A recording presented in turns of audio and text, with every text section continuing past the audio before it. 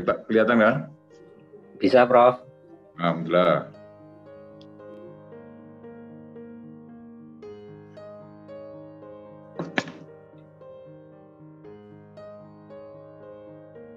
Jadi, Bapak Ibu, adik-adik semua mahasiswa, untuk suatu riset ini merupakan kemampuan yang penting sekali bagi seorang ilmuwannya, sebagai seorang master, lebih-lebih doktor ya.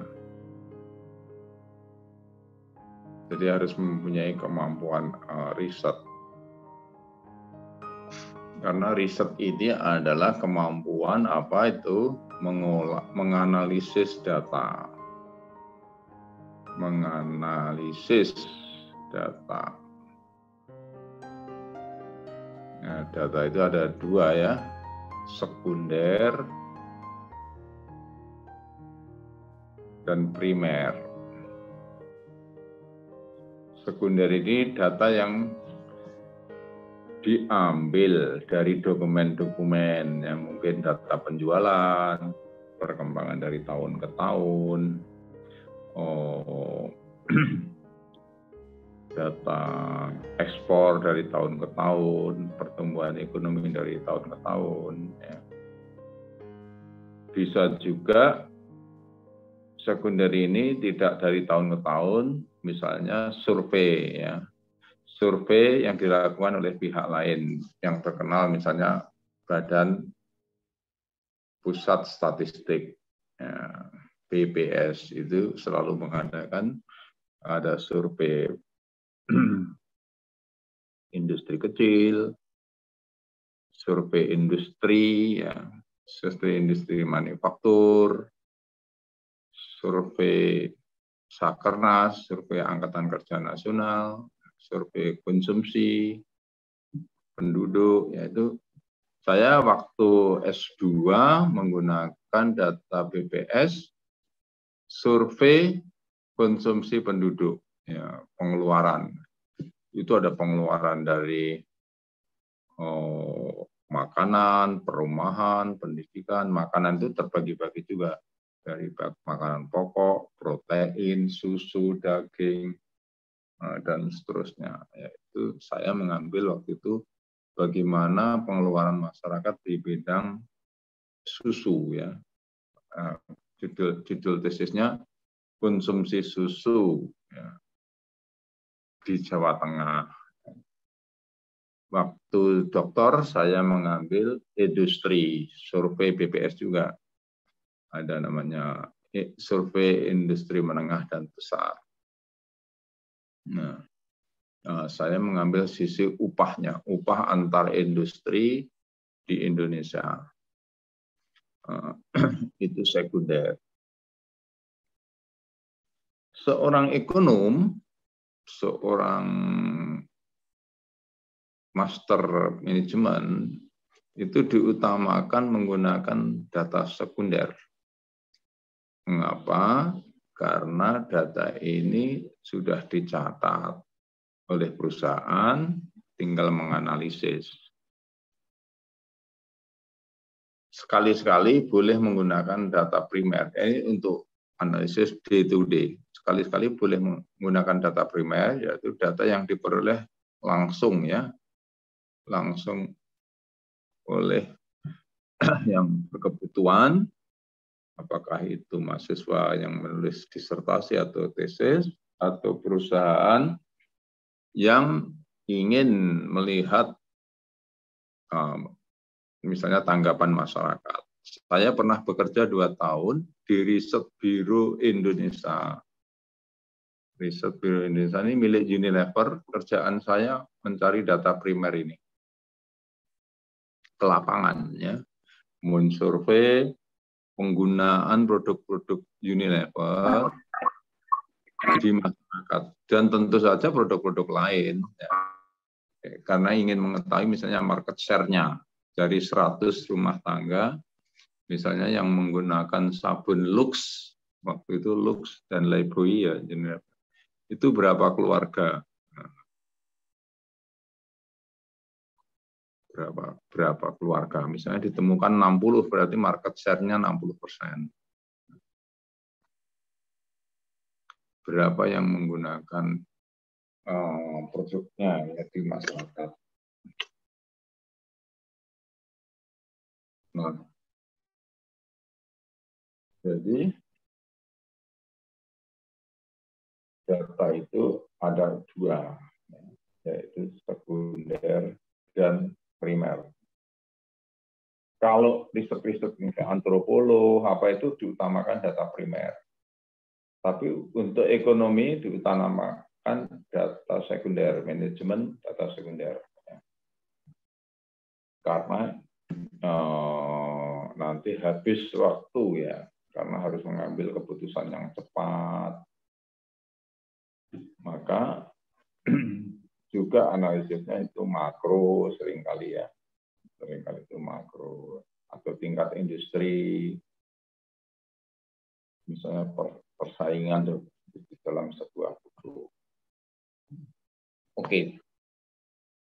Kemudian data itu juga bisa dibedakan, ada dua ya, baik primer maupun sekunder.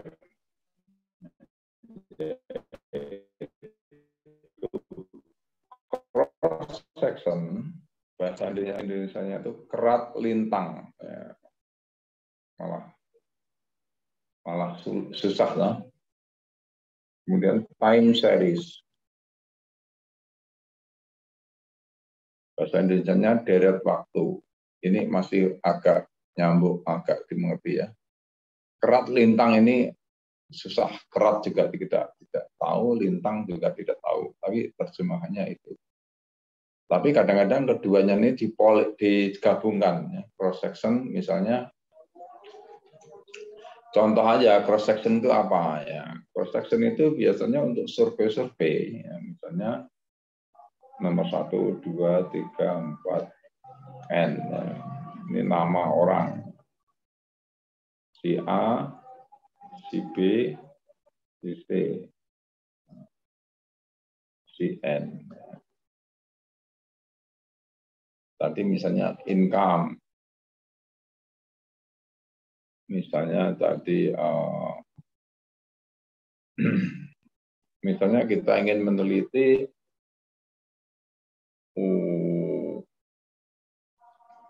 konsumsi perumahan, misalnya luas bangunan, mungkin family size-nya, jumlah anak, pendidikannya, ya. Kemudian status pekerjaannya.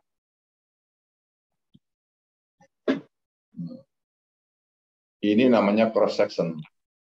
Cross section.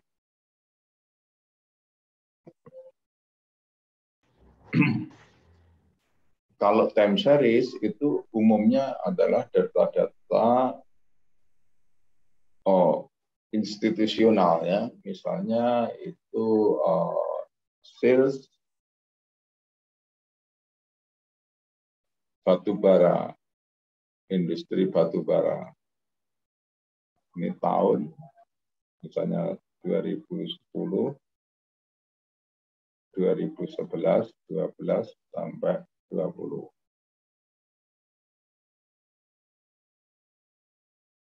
Dalam ton berapa, rupiahnya berapa. Biasanya ini tidak banyak variasi seperti kalau survei tadi. Ya. Mungkin ini negara tujuan. Ya. Mungkin ini ASEAN, Asia Utara, lainnya, jumlah. Misalnya ini, saya tidak tahu ya apakah misalnya metrik ton ya, misalnya 1.000, rupiahnya mungkin berapa?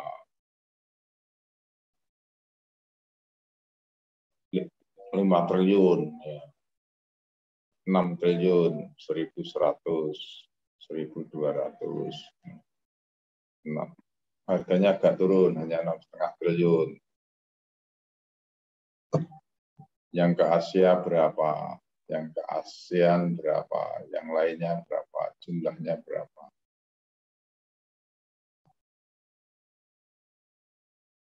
Oh, salah. Jumlahnya ini ada di sini ya. Ini berarti tidak perlu jumlah ini. Sudah ada rinciannya di depan.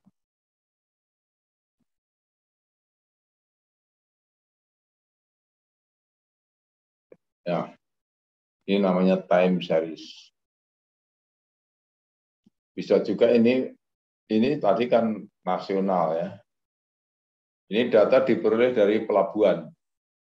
Bisa juga itu hanya sebuah perusahaan, misalnya sales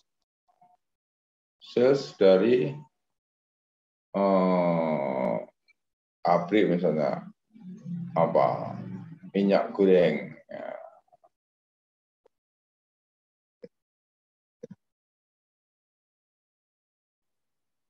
Kita anggap datanya sama. Inilah time series.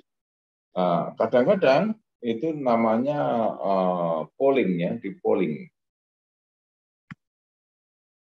Jadi misalnya ada Indonesia Barat, Tengah, Timur, ya kan? Ini tahun 10, 11 lagi Barat, Tengah, Timur. Terus sampai tahun ke N, Barat, Tengah, Timur. Nah.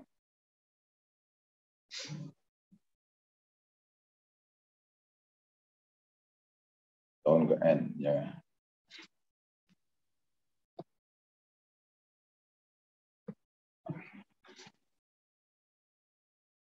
Nah, ini tadi kan ton, apa itu jumlah tonnya. Indonesia Barat, misalnya tadi dari 10 tonnya 4.000, Tengah 4.000, Timur 2.000. Terus 2011 menjadi 4.100, 4.200, 2.200, dan seterusnya. Sehingga ini ada unsur time-nya, juga ada unsur apa itu? Ada unsur time, ada unsur wilayah. Nah, itu namanya polling, data polling. Penggabungan dari cross section dan time series. Kalau polling ini tingkatnya itu orang, bukan grup seperti ini, itu disebut panel. Kita mempunyai 34 provinsi, itu cross section. Ya. Jadi cross section dari Aceh ini. Tapi kalau ada unsur time-nya, ya, misalnya 3 tahun saja, 10, 11, 12. Aceh 10, 11, 12. Kemudian Sumatera Utara 10, 11, 12. Ya. Itu namanya polling. Oke, itu macam-macam data. Oke, sekarang kita akan masuk kepada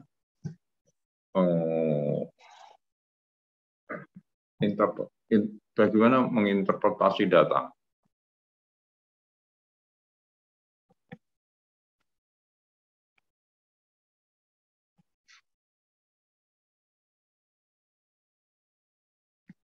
Konsep yang sangat penting yaitu apa yang disebut rata-rata.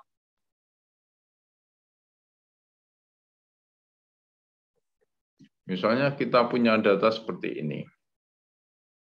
2, 4, 6. Ini rata-ratanya adalah 4.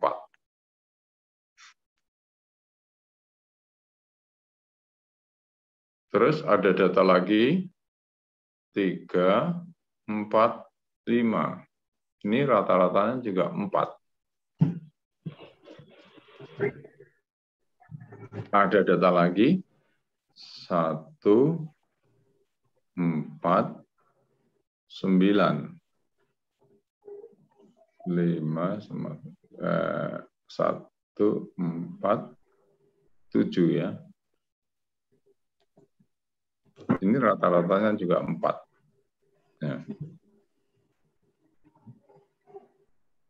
Apa yang membedakan 4 ini dan 4 ini?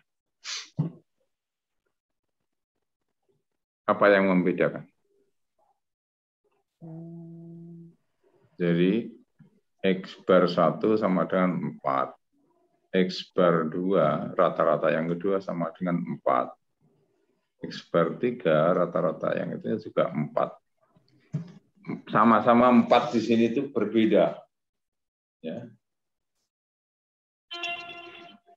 4 yang di sini dan 4 yang di sini itu jauh sekali bedanya. Ya. 4 di sini itu tidak mewakili 1 dan tidak mewakili 7. 7 ke 4 kejauhan. 1 ke 4 juga kejauhan. Ya. Kalau di sini 2 ke 4, 6 ke 4 agak dekat juga ya 2 ke 4. Tapi ini yang paling 4 di sini itu paling mewakili karena 3 ke 4 dekat, 5 ke 4 dekat. Nah, kalau begitu dari 3 rata-rata ini X1, X2, X bar 1, X bar 2, X bar 3 ini ada perbedaan ya. Sama-sama rata-ratanya 4 itu ada perbedaan. Di mana perbedaannya?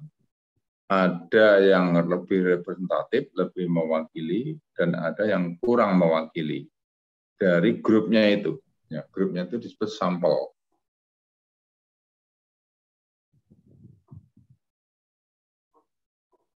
Ini juga sampel, sampel 1, sampel 3, sampel 1, sampel 2, sampel 3. Ya.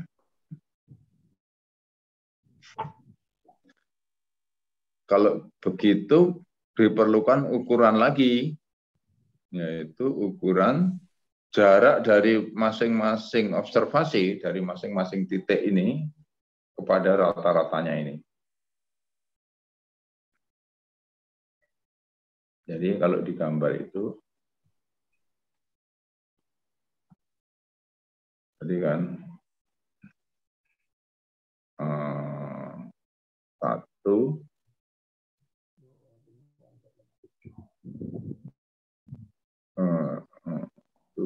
2,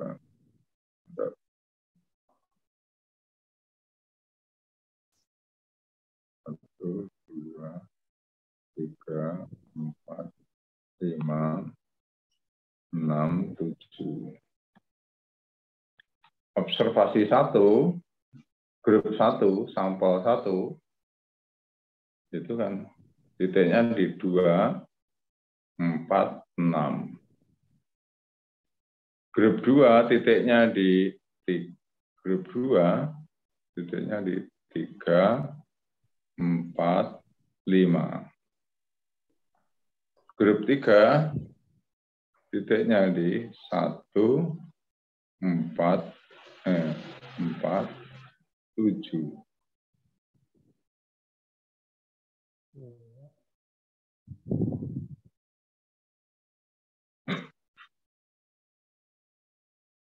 Nah,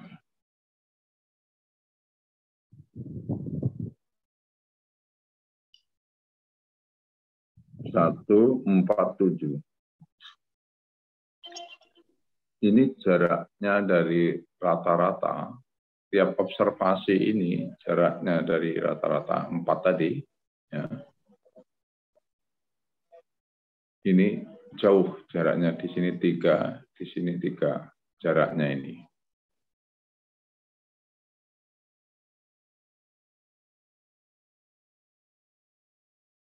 Di sini jaraknya ini 2.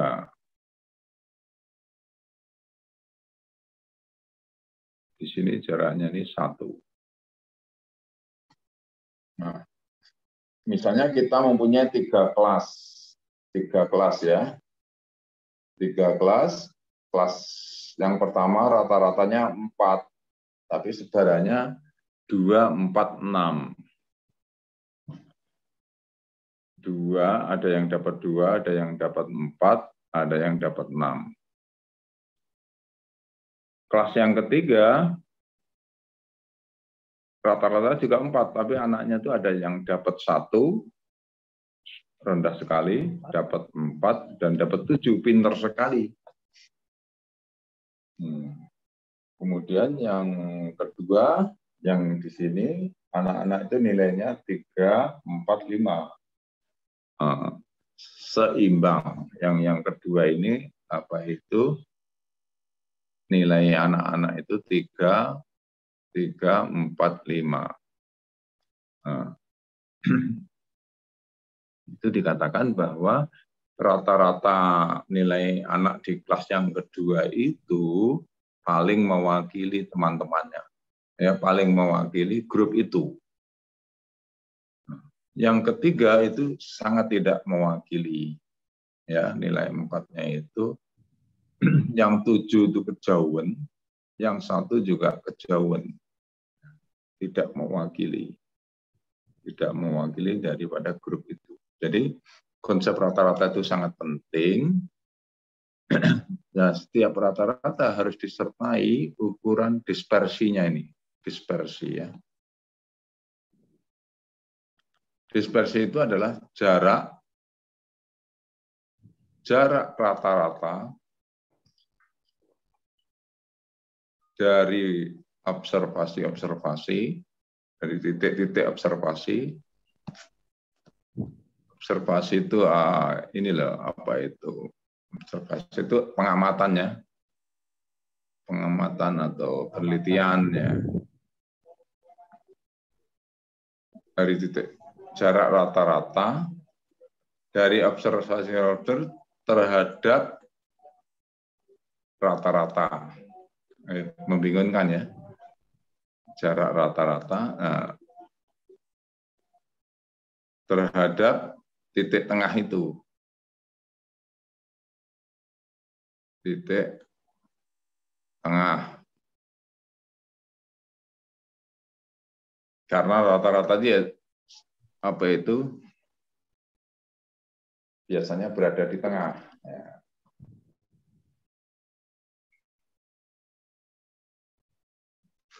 Apa maksudnya jarak rata-rata?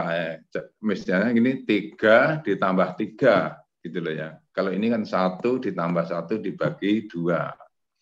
3 ditambah 3, 6 dibagi 2 kan 3. 2 ditambah 2 dibagi 2, 2. Jadi pada sampel yang ketiga itu dispersinya paling tinggi. Jarak rata-rata dari berbagai observasi pada titik rata-ratanya itu terbesar.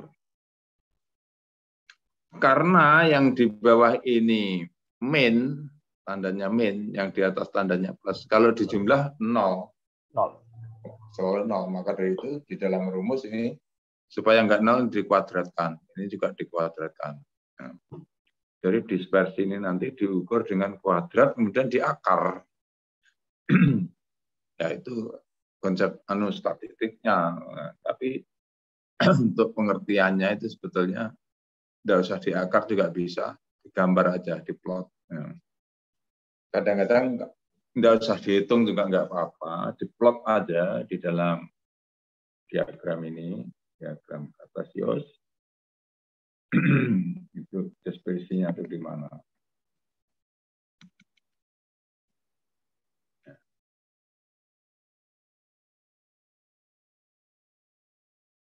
Jadi kalau ini nilai X, ini nilai Y. Oh. Ini observasi. Pada misalnya ini pupuk. Ini Y, ini hasil panen. Tesisnya adalah misalnya hasil panen. Misalnya hasil panen kaitkan dengan jumlah pupuk, penggunaan pupuk.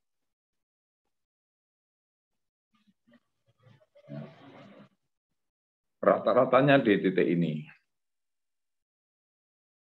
Rata-ratanya di titik ini.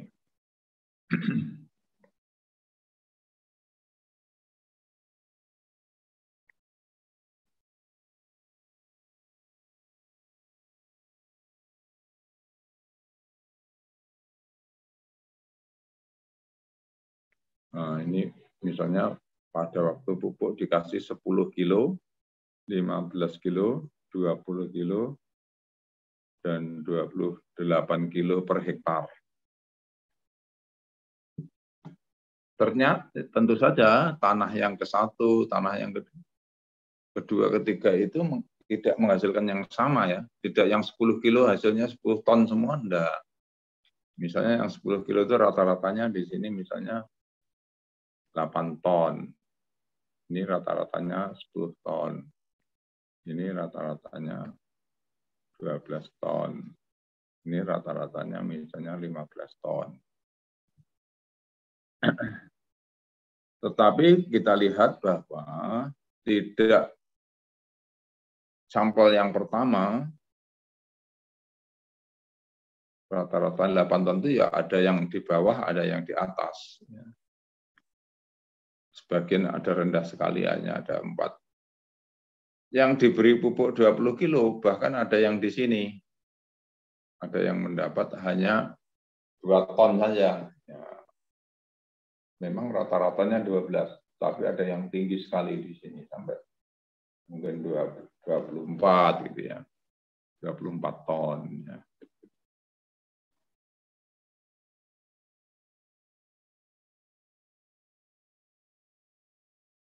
Nah, inilah pentingnya konsep dispersi tadi. Konsep dispersi tadi. Dari titik rata-rata yang ditangkap oleh garis ini, garis Y sama dengan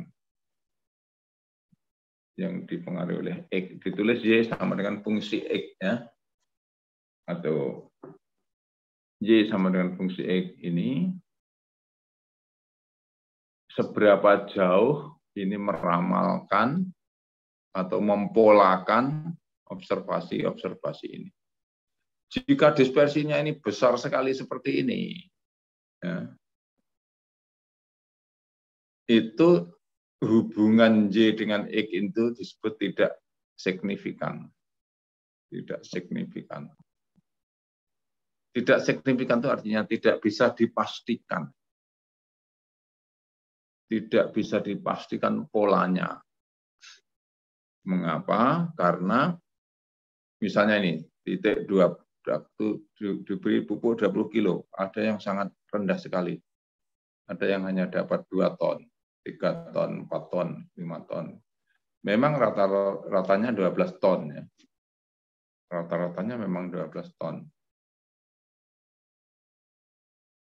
Ya.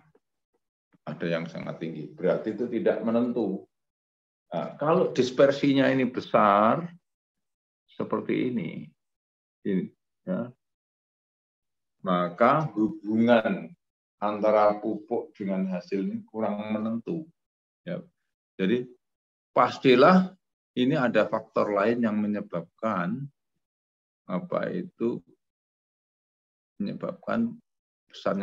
besarnya produksi atau hasil panen itu, bukan disebabkan oleh pupuk. Ya. Jadi mengambil modelnya itu salah, ya. Atau pupuknya itu boleh dikatakan itu tidak manjur, ya, pupuknya itu mungkin palsu atau apa, gitu ya. Karena apa? Dispersinya sangat tinggi atau pengaruhnya itu tidak signifikan. Jadi apa arti rata-rata dan dispersi tadi sangat penting di dalam statistik. Jika suatu rata-rata memiliki dispersi yang besar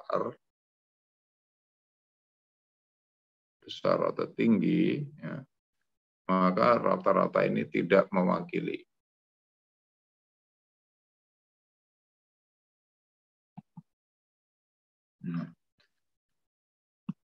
Kalau itu menghubungkan dua atau lebih variabel, ya, kalau itu menghubungkan dua variabel Y dan X,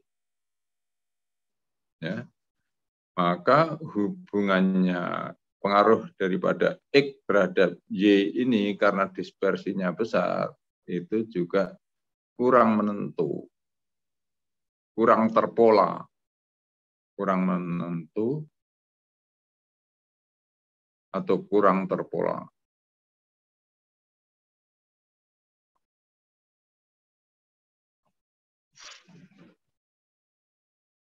Atau tidak bisa disimpulkan.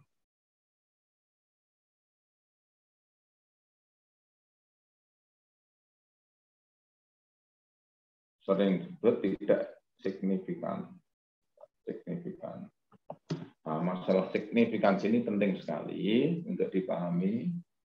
Dulu di S1 sudah dapat semua statistik. Saya hanya mengulas sebentar. Masalah signifikan ini penting sekali untuk dipahami. Signifikan itu artinya tidak terpola, tidak menentu, kurang menentu, tidak bisa disimpulkan. Ya. Hubungannya itu tidak jelas, gitu. Tidak jelas. Misalnya ada orang menawarkan minum obat 100 orang, yang sembuh 50, yang tidak sembuh 50, itu tidak signifikan, ya. Itu tidak signifikan. Kalau yang sembuh 90, yang tidak sembuh 10, oke. Atau 80, 20, oke. Tapi 50 tidak signifikan. Lebih-lebih kalau yang sembuh hanya 40, yang tidak sembuh 60, itu semakin nggak signifikan lagi. Ya. 70, 30 mungkin masih kurang juga. Ya. Masih kurang juga. Nanti statistik yang akan menjelaskan. Oke. Nah, tadi hubungan Y dan X itu disebut hubungan yang basic, ya, yang mendasar, yang akan dipecahkan dalam riset, baik itu kuantitatif maupun kualitatif. Semua riset itu adalah mempolakan. Tujuannya kuantitatif dan kualitatif itu mempolakan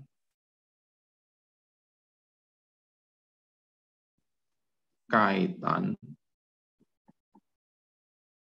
variabel-variabel. Dalam hal ini X dan Y.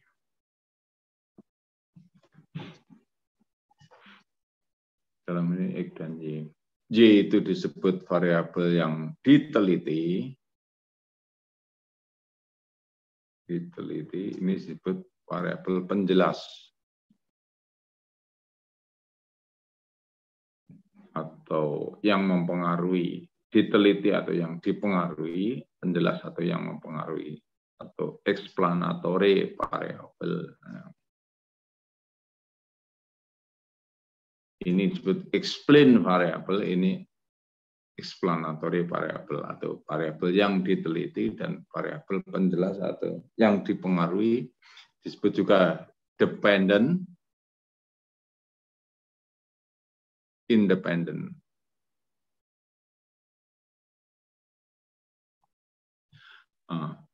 Kalau dalam kuantitatif, dependent, independent ini sangat jelas. Mana yang di panahnya itu jelas bahwa Y dipengaruhi oleh X.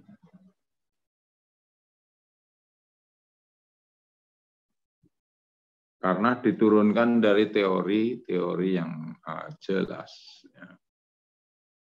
Kalau dalam kualitatif, hubungan ini itu lebih cair, ya, tidak tidak keras, ya, tidak formal, tidak bisa dipanah seperti itu. Walaupun bisa didiagramkan juga. Ya.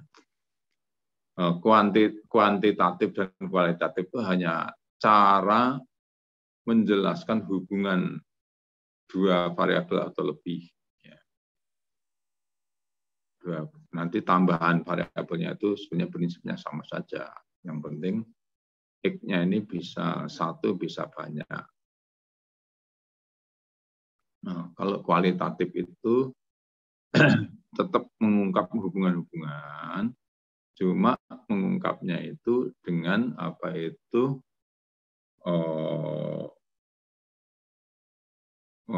individual gitu ya, cerita-cerita individual diungkap dan dinarasikan secara individual. Tadi di kelas yang tadi saya memberi contoh misalnya, kan tadi disebutkan apakah Islam itu berpengaruh kepada pertumbuhan ekonomi. Kesimpulannya ada peneliti yang mengatakan itu tidak pengaruh, ya malah skeptis. Nah, tapi ada juga yang mengatakan berpengaruh. Kalau secara kuantitatif diambil semua begitu, mungkin skeptis tidak berpengaruh. Ya, karena dari 220 atau 30 juta penduduk yang komitmen menjalankan agamanya itu mungkin hanya sepertiga, 80 juta atau 90 juta gitu ya. Sehingga salah mengukur ya, ingin mengukur apakah Islam mempengaruhi pertumbuhan ekonomi atau menghambat pertumbuhan ekonomi, positif atau negatif terhadap pertumbuhan ekonomi, salah mengukur ya. Karena apa? Karena dari kalau datanya makro itu menjadi justru di mayoritas itu banyak tidak komitmen kepada nilai Islam, yang berkomitmen kan sedikit. Nah, itu lebih baik itu dipecahkan dengan kualitatif, bahwa diteliti lagi secara umum, secara makro mungkin skeptis, tidak berpengaruh, tapi ternyata setelah didalami secara kualitatif, itu ternyata penggerak-penggerak ekonominya itu wirausahawan itu Muslim yang aktif. Jadi berarti nilai-nilai Islam itu berpengaruh terhadap pertumbuhan ekonomi secara positif. Ya. Bukan skeptis, lebih-lebih negatif itu. Ya. Jadi kualitatif itu kadang-kadang memecahkan lebih jeli, ya, karena kalau kuantitatif itu bersifat general, general, kemudian tidak mendetail, bahasa Jawanya itu caruk banyu, ya, pokoknya global, sifat datanya itu global. Misalnya tadi, ternyata dunia Islam, negara-negara Islam itu mundur, ya. Sehingga bisa kesimpulannya salah ya, bahwa ternyata Islam menyebabkan kemunduran sebuah bangsa. Ya, itu kan salah. Kalau dilihat ajarannya kan Islam itu membuat maju gitu. Ini kok suruh mencatat, suruh bekerja, suruh berhemat, suruh berzakat, ya, yang baik-baik ya, supaya ternyata itu sebagian besar orang tidak komitmen. Ya. Jadi kemundurannya tadi bukan disebabkan oleh Islam. Ada di situ ada salah mengukur. Namanya tidak valid, tidak reliable, salah mengukur. Tidak valid. Nah.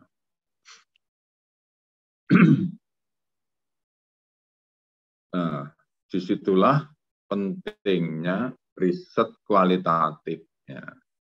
Kalau riset kuantitatif itu artinya itu kadang-kadang itu tidak jelas. Tidak jelas. Misalnya kita punya data seperti ini. Misalnya Y dan X. Misalnya Y-nya ini misalnya prestasi ya, anak-anak ya, IP ya, katakanlah 3,7, ada 3,4, ada 3,6, ada 3,0, ada 3,2, ada 2,5, ada 2,4.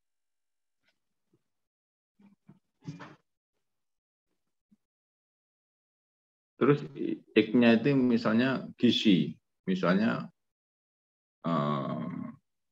jumlah daging yang dikonsumsi.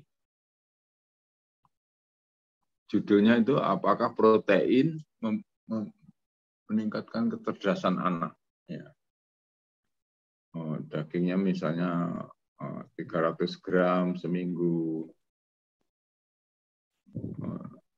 320 gram, 280 gram, 340 gram, 260 gram, 200 gram. Nah, ini konsisten 300 ke sini konsisten ya. Makin banyak makin sedikit konsumsinya dari 300 menjadi 280, nilainya di sini juga turun. Ya. Tapi pada waktu ini menjadi di sini, ini kok malah naik. Jadi ini plus, ini ke sini min, ini ke sini plus, nah, ini ke sini min. Nah, jadi ini min, ini ke sini minus, ini ke sini minus, ya. Di sini minus minus minus, di sini plus plus min plus min plus min, ya. Kurang konsisten gitu loh ya. Kadang-kadang ini naik, ini turun, ini naik. Tapi secara umum data ini bahwa makin tinggi konsumsi daging atau protein, makin cerdas, makin tinggi IP. Secara umum ya, secara umum. Cuma ada beberapa pertanyaan, ini kok beda, ini naik, ini kok turun. Jadi ada dua yang berbeda. Oleh sebab itu, seperti ini, secara kualitatif susah disimpulkan. Ada yang begini, ada yang begini. Tapi kualitatif bisa bercerita. Mengapa ini konsumsinya tinggi, tetapi kok kurang. Oh, itu karena anaknya begini. Anaknya bandel, tidak mau belajar, gini. Tetapi sebenarnya kecerdasan umumnya bagus. Gitu. Jadi yang tidak tertangkap di dalam hubungan formal atau hubungan instan atau selintas di dalam kuantitatif. Tapi secara umum kuantitatif mengatakan bahwa pengaruh daging terhadap IP ini ada dan signifikan. Cuma secara kualitatif itu tidak selamanya demikian. Kalau yang menyimpang ini lebih banyak nanti tidak signifikan. Tapi kalau hanya 2 dari 10 begitu itu masih signifikan. Jadi tidak di statistik pun itu dengan perasaan dan dengan pandangan mata, dengan diresapi plus min sudah bisa menyimpulkan, ya, bisa disimpulkan. Oleh sebab itu nanti kalau hasil statistik itu berbeda dari perasaan, itu dilihat lagi pasti itu salah ngitung, ya, salah pencet di dalam. Kalau dulu sih dihitung, sekarang pencet aja pakai program statistik sudah banyak sekali. Ya. Ngomong terus ini. Sekarang saya buka pertanyaan jika ada yang mau bertanya. Saya ambil minum dulu ya. Ini Prof.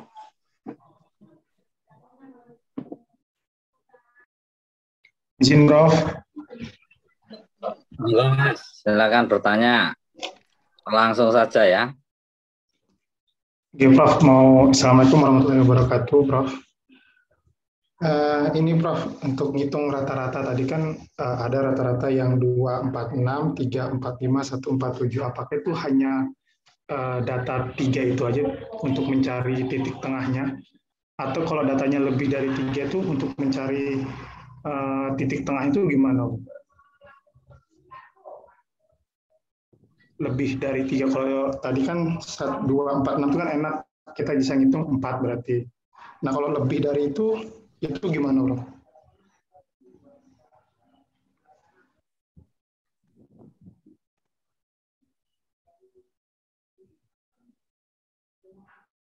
Untuk pertanyaan yang lain, monggo teman-teman kita tampung dulu ya pertanyaannya ya.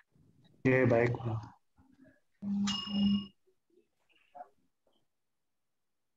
Mas Simon. Ya.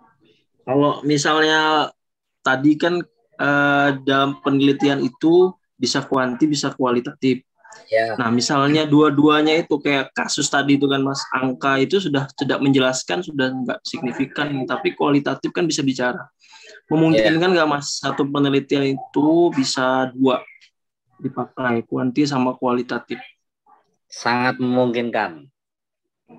Kalau untuk penelitian itu, jadi metode itu memang sangat memungkinkan ya, karena memang secara parametric approach itu kemungkinan belum bisa melakukan predicted, namun ketika dilakukan secara mendalam atau secara explanatory atau exploratory itu secara kualitatif itu bisa dilakukan, dan itu bisa memperjelas juga sepanjang garis merah atau guideline konten utama di dalam riset itu tidak ditinggalkan gitu. Itu nanti di akhir akan saya simulasikan ya. Siap. Oke, ada pertanyaan yang lain?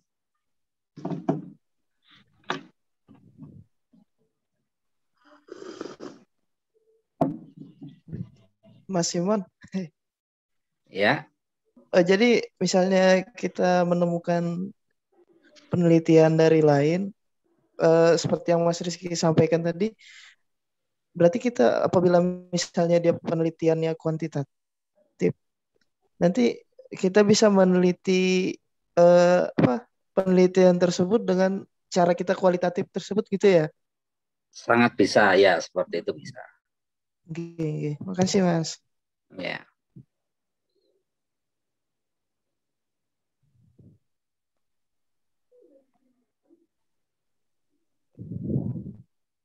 Nanti akan saya jelaskan ya untuk penelitian yang tentang kualitatifnya. Oke. Itu tadi ada pertanyaan yang belum terjawab, Prof. Ya. Yang pertanyaan Mas siapa yang menghitung rata-rata, Mas Syahid. Ya, Mas Syahid. Almar. Monggo, Mas. Menghitung rata-rata. Oke, Prof. Yang tadi itu, Prof, yang rata-rata yang data 1, yang 2, 4, 6, sama yang data kedua 3, 4, 5, sama yang 1, 4, 7 tadi ya, Prof. Nah, kalau itu lebih dari 3 gitu, untuk nyari rata-ratanya itu gimana, Prof? Lebih dari 3 digit, rata-ratanya di jumlah, Prof, atau gimana? Di jumlah. Ya, di jumlah. Ya. Jadi rata-ratanya itu sigma XI ya, XI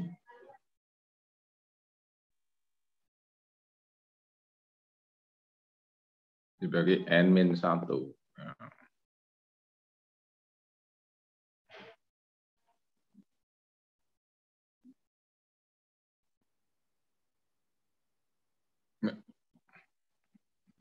Per N ya. N-nya dalam hal itu tadi kan 3, ya kan?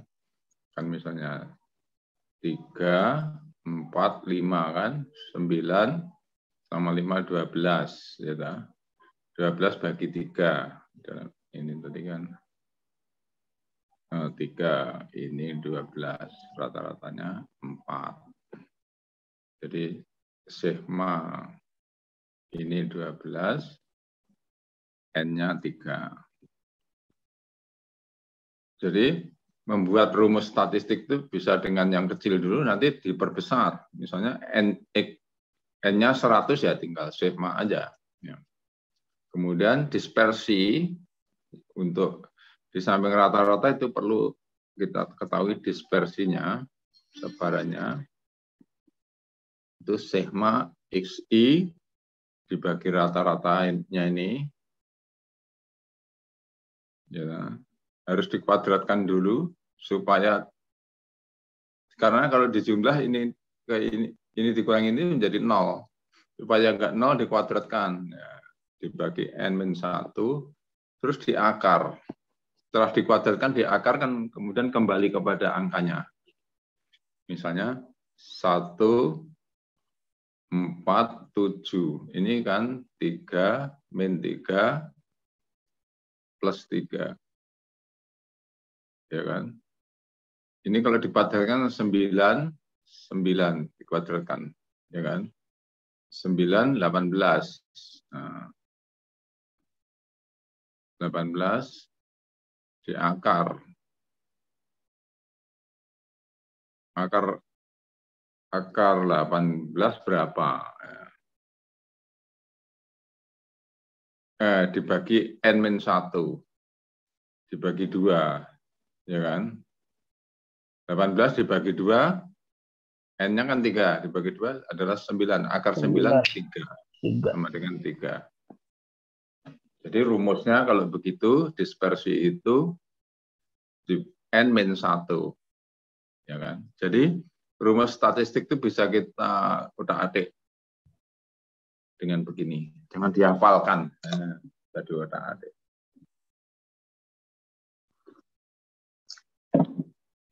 Yang penting itu adalah pengertiannya ini. Nanti yang ngitung-ngitung itu sudah komputer.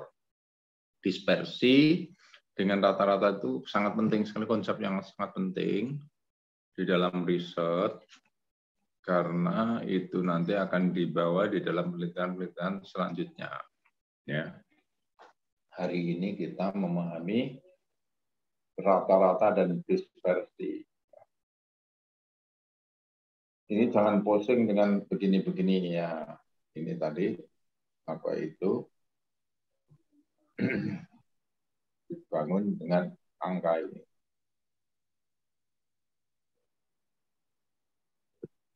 Jadi itu nanti sudah diambil alih oleh komputer. Ya. Yang penting apa makna ini dan apa hubungannya dengan ini. Ya, dispersi itu mengukur apa? Seberapa jauh. Makin besar dispersinya, makin tidak bermakna rata-rata itu. Atau dalam kata statistik itu biasanya makin tidak signifikan. Karena sebarannya terlalu luas. Ya. Misalnya sebarannya terlalu luas.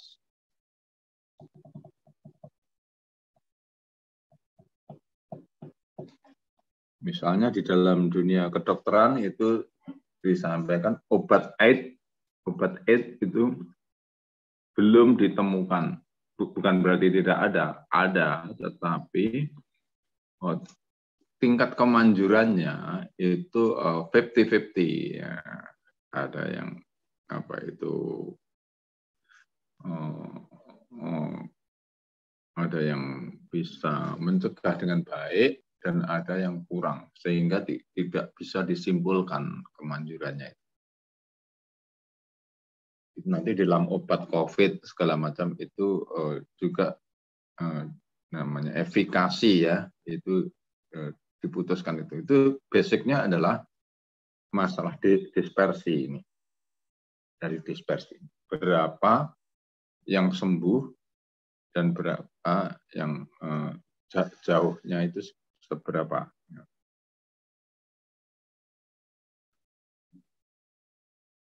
Oke. Ada lagi? Ada lagi yang bertanya? Monggo teman-teman, apakah ada yang bertanya?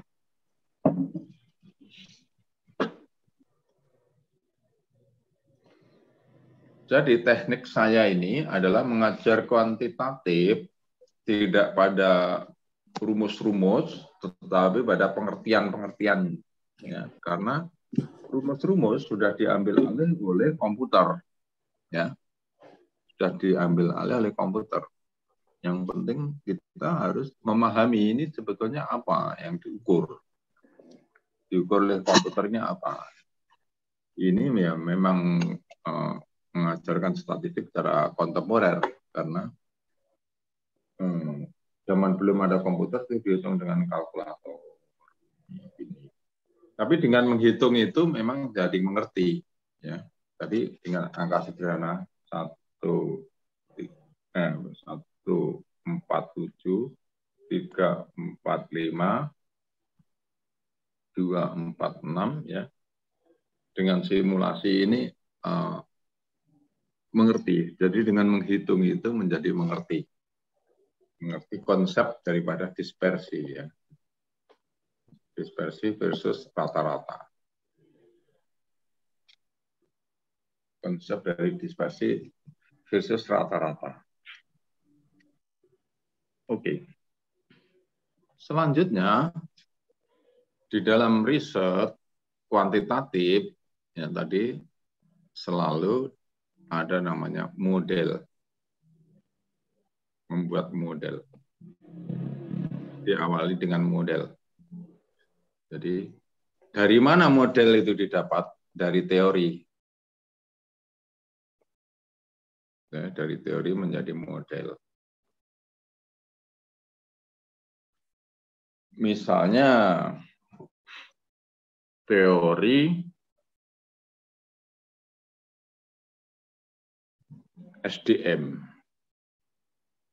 Ada teori SDM itu bahwa insentif atau katakanlah upah meningkatkan kinerja. Maka dari itu, untuk menaikkan kinerja itu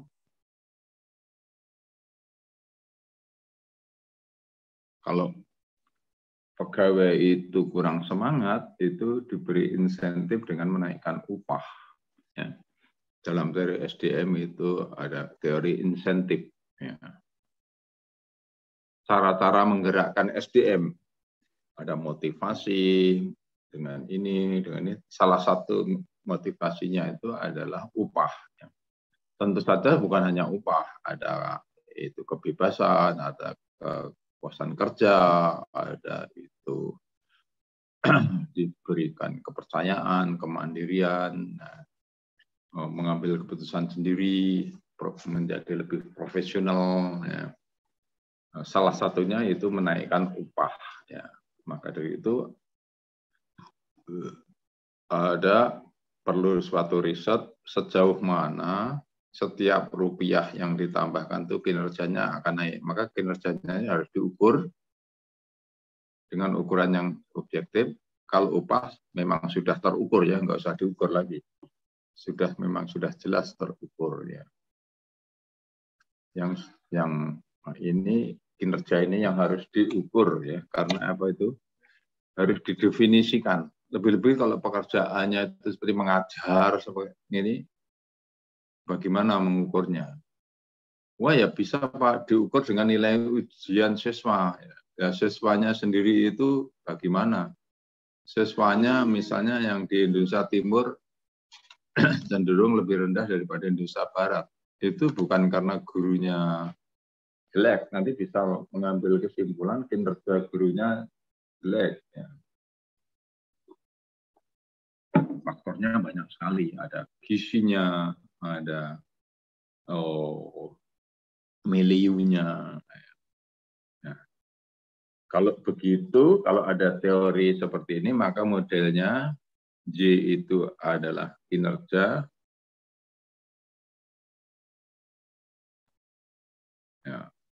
kemudian dipengaruhi oleh X. X-nya itu adalah upah. Upah ini bisa dalam rupiah, bisa terhadap kepuasannya. Sebetulnya upah sudah kuantitatif, ya, sudah mudah diukur. Tapi mungkin peneliti ingin mengetahui lebih jauh karena nilai orang kepada uang yang sama itu bisa berbeda.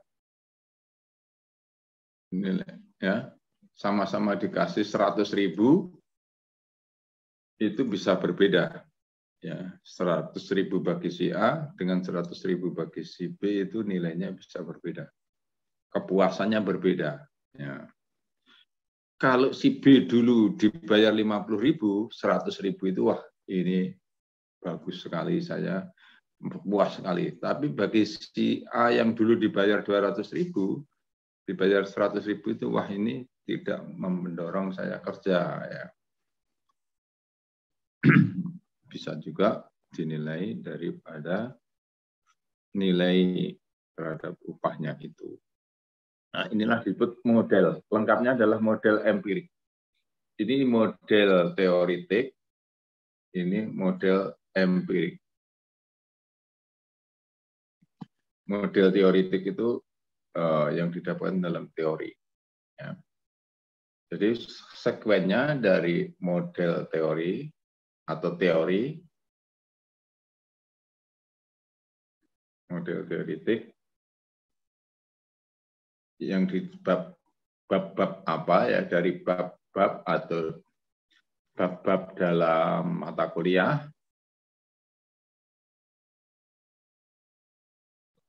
berarti dalam SDM misalnya teori insentif ya tadi ya, teori insentif. Kemudian dibangun model empirik.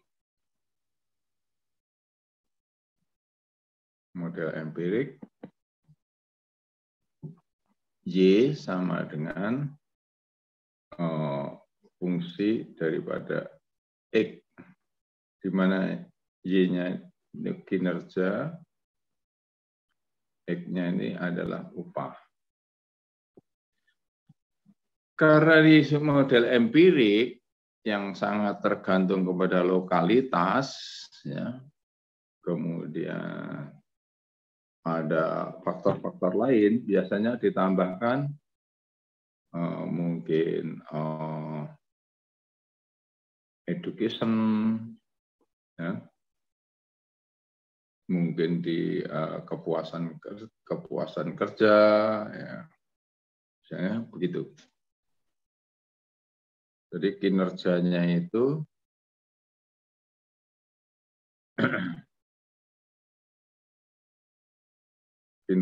itu juga dipengaruhi di samping upah, education-nya seperti apa, kepuasan kerjanya seperti apa.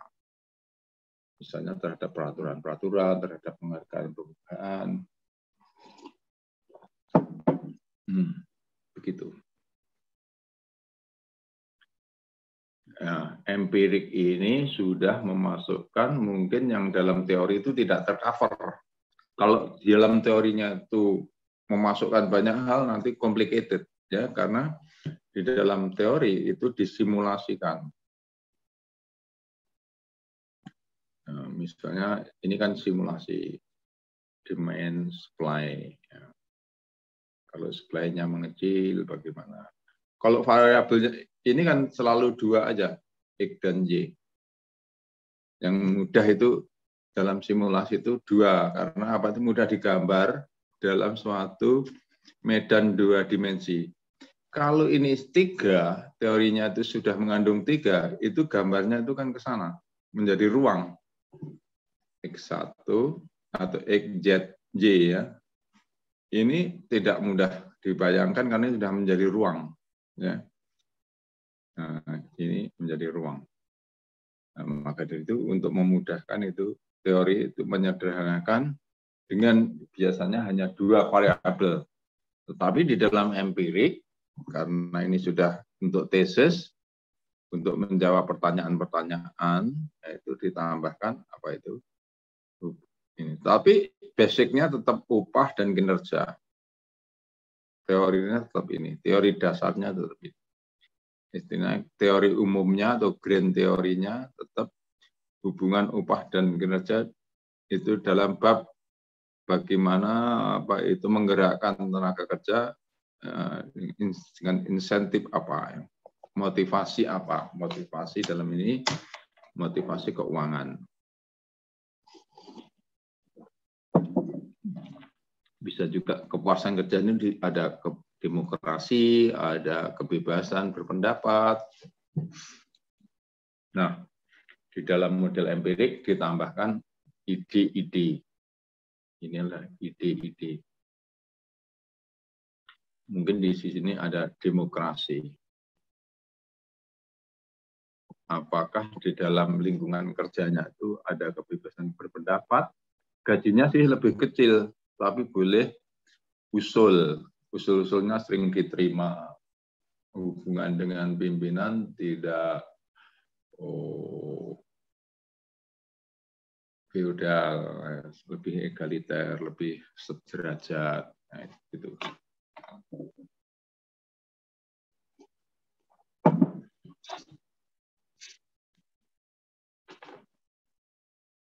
Nah, kemudian dari teori,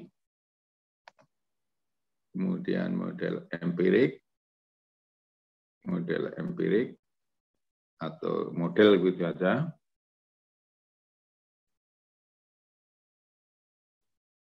Kemudian data.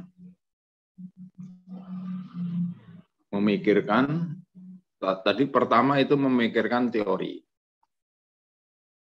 Teori apa yang akan diuji, yang disenangi, yang Anda tertarik. Ya. Tertarik dalam teori apa? Ya, tadi saya sebut dalam SDM, jangan SDM semuanya. SDM itu babnya banyak sekali. Ini hanya sepotong aja, satu chapter aja mungkin nggak ada. Tertarik dengan hubungan upah dan kinerja. Nanti variannya banyak sekali. Terbukti bahwa sertifikasi guru tidak menaikkan kinerja. Sertifikasi kena upah. Terus nanti pada level apa upah itu mempengaruhi kinerja. Pada level apa upah itu tidak mempengaruhi kinerja. Itu teorinya. Ya. Kemudian model empiriknya tadi dirumuskan dengan tambahan ide-ide bahwa J dipengaruhi oleh X, apa itu supaya lebih gampang, upah, kemudian tadi education, kepuasan kerja, misalnya demokrasi. Ya.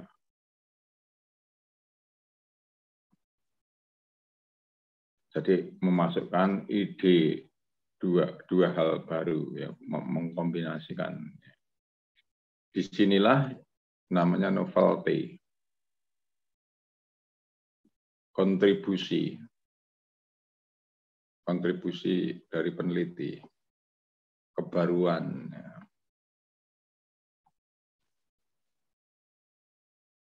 Melihat sisi dari kinerja bukan hanya dari upah. Kalau upah terhadap kinerja itu terlalu polos, terlalu jelas. Ya. Kita ingin melihat misalnya di sini itu demokrasi. Apakah demokrasi, iklim demokratis di dalam lingkungan kerja, ini saya sebut jangan KK tapi LK aja ya, lingkungan kerja.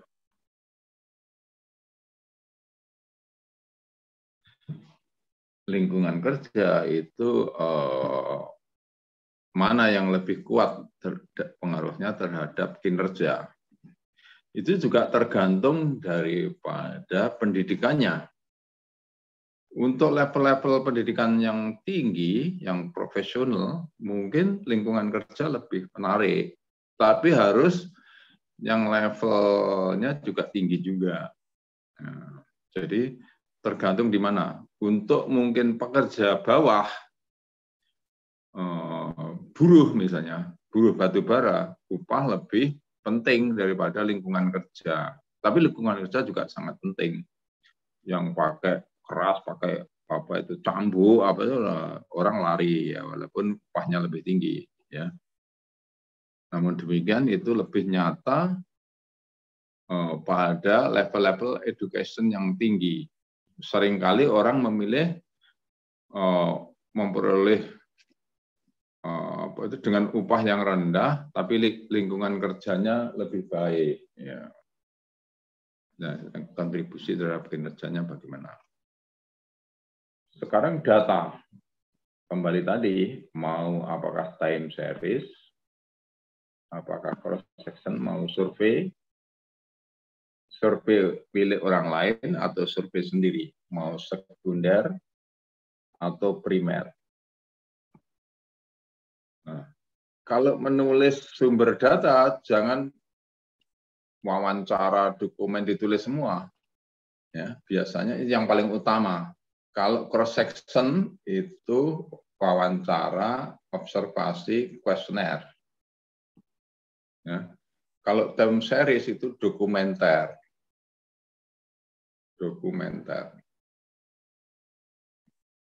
Intinya ya, intinya jangan dokumenter kayak apa itu ditulis semua ya. Kalau dokumenter itu umumnya time series. Kualitatif juga cenderung dokumenter. Misalnya terutama sejarah ya, sejarah. Nah, primer, sekunder. Sekunder itu memakai data yang sudah ada, primer itu melakukan riset sendiri. Nah, terus kemudian di samping ini memutuskan juga bagaimana mengukur. Misalnya kinerja ini diukur dengan apa? Ini tidak sederhana loh ya. Bagaimana mengukur kinerja ini? Itu yang ahli itu para psikolog. Biasanya ada kuesioner baku mengenai kinerja. Nanti kita tinggal ngambil, mencari, kemudian diubah-ubah dikit sesuai dengan industrinya. Misalnya kinerja perbankan tentu berbeda dengan kinerja telkom, tentu berbeda dengan kinerja batu bara. Nah, ya, di sini nanti ditulis di dalam tesis itu kinerja ini cara mengukurnya bagaimana. Lebih aman itu memakai model-model yang dikembangkan oleh para psikolog yang sudah ada. Biasanya kombinasi kolaborasi antara ahli manajemen dan ahli psikologi. Paling aman itu pakai data sekunder. Ya, paling aman karena itu sudah dilakukan BPS, dilakukan yang sudah profesional. Banyak perusahaan itu sudah mempunyai tabel kinerja. Misalnya perbankan itu untuk menentukan bonus itu berbasis kinerja, sehingga di sana sudah ada data-data kinerja ini. Dan ini didefinisikan dan itu didiskusikan di dalam segmen daripada riset itu. Jadi langkah pertamanya itu adalah teori. Tentunya ini membaca jurnal ya, membaca bab plus jurnal-jurnal. Untuk menghasilkan, kemudian menyusun model, ini jurnal-jurnal itu untuk menambah tadi. Kalau buku itu yang pokok tadi, upahnya tadi, ini kinerja, fungsi dari upah, ya. Tambahannya itu biasanya ada di jurnal-jurnal ini. Ya, tadi kan education dan lingkungan kerja. Tapi sebaiknya ada satu variabel yang asli ya. Nah, kalau enggak ya dari jurnal-jurnal itu. Jadi jangan bangun tidur terus membuat model, enggak bisa itu. Ya, sebuah model teori, model ilmiah dari master atau tesis, master atau doktor, harus berasal dari teori, dari membaca buku dan jurnal. Jadi langkah pertama nanti membaca 5 jurnal. Membaca jurnal itu untuk merumuskan ininya. Tambahannya itu. Kalau ininya dari buku. Satu buku aja, buku Babon itu cukup. Yang perlu diperbanyak jurnalnya ini, karena ini variasinya. Variasinya ada di sebelah kanan ini. Terus menyusun modelmu, karena ini dari 5 jurnal itu mungkin kamu dapat 20 di sini, ya, ambil 3 atau 4 ya, dalam riset ini. Kemudian langkah yang ketiga memikirkan metodologi atau datanya. Metodologinya. Kemudian yang keempat, analisis. Yang kita pelajari sekarang ini, ya, metode analisis dengan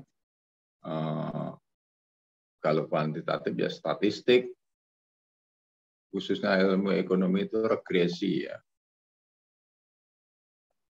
Kalau kualitatif ya banyak, ada etnografi, ada hermeneutik, ada grounded, ya, deskriptif. Oke. Jadi statistik, regresi ya, terutama regresi, terutama regresi itu sangat penting. Kemudian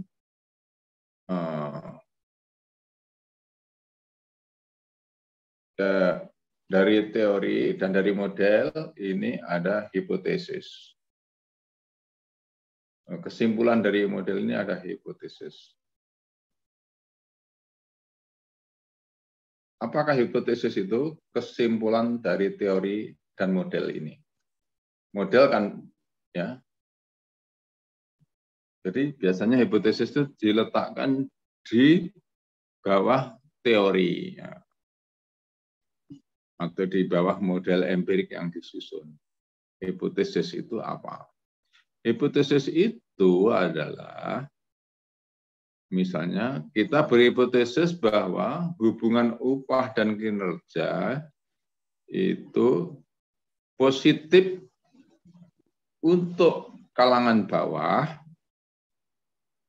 dan netral atau negatif, netral atau kurang positif atau landai, ya. Jadi kita ingin menggambarkan seperti ini. Di sini positif, pada titik tertentu upah itu kurang membuat kemajuan kinerja, landai aja, ya, bahkan mungkin bisa menurun ya kinerjanya itu. Kalau udah terlalu kaya, kerjanya jadi tidak kuat, ya, tidak semangat. Ya. Jadi mungkin akan berhipotesis begitu. Ya. Kemudian lingkungan kerja kita harapkan juga berpengaruh positif terhadap kinerja. Kemudian dianalisis. Analisis itu kesimpulannya setuju teori, setuju dengan teori atau hipotesis, atau tidak sesuai. Kalau tidak sesuai, kalau modelnya sudah bagus, apa itu? Tidak sesuai akan menjadi perbincangan, terutama di sini, terutama yang ini. Yang di dalam jurnal-jurnal menjadi tambahan itu. Kalau yang ini, umumnya itu sudah sangat baku ya. Sangat jarang itu terpatahkan oleh bahwa misalnya upah tidak menaikkan kinerja, itu sangat jarang. Kecuali untuk mungkin profesional yang sangat tinggi, dokter atau apa itu mungkin upah tidak menarik lagi. Tapi jangan dokter yang umum, tapi dokter bedah atau dokter objin atau dokter bedah yang rumah sakit bedah khusus itu baru ya. Yang sudah gajinya 150, 200 juta per bulan itu sudah nggak menarik lagi. Dia lebih tertarik pada lingkungan kerja. Nah, Tinggal memang terkait risetnya di mana ya. Tapi untuk yang pada umumnya itu jarang ini tertolak. Ya. Yang ini yang questionable, ya. Yang sangat lokalitasnya sangat tinggi. Jadi kalau sesuai itu memperkuat teori, kalau tidak sesuai itu menjadi perbincangan yang sangat menarik dalam analisis ya. Kelima itu kesimpulannya saran-saran kepada riset berikutnya, saran-saran kepada para pelaku ya. Itulah kerangka daripada perjalanan sebuah penelitian, atau katakanlah kerangka dalam menyusun tesis di dalam membuat master atau S2. Kalau di luar negeri tidak ada kuliah, langsung penelitian. Tinggal sistemnya ya, Malaysia, Inggris, Australia. Kuliahnya itu hanya untuk menambah wawasan saja, nggak perlu ujian. Ya. Tapi menambah wawasan keterampilan. Jadi langsung kepada kemampuan riset ini. Kemampuan riset ini untuk master dan doktor ya. Oke, selanjutnya kita akan mulai besok kita akan mempelajari cara analisis ini. Tapi harus diingat bahwa di sini ada permasalahan. Yang dua ini tugas dari bidang teori ya, bidang teori. Misalnya SDM, buku apa yang harus dibaca, jurnal apa yang harus dibaca. Ya. Kemarin saya katakan dalam kuliah sebelumnya, supaya mulai mengumpulkan jurnal-jurnal. 20 lah, ya 20 jurnal. Mulai diterjemahkan. Kalau syukur sudah bisa membaca langsung ya. Bahasa Inggrisnya juga perlu diperbaiki ya.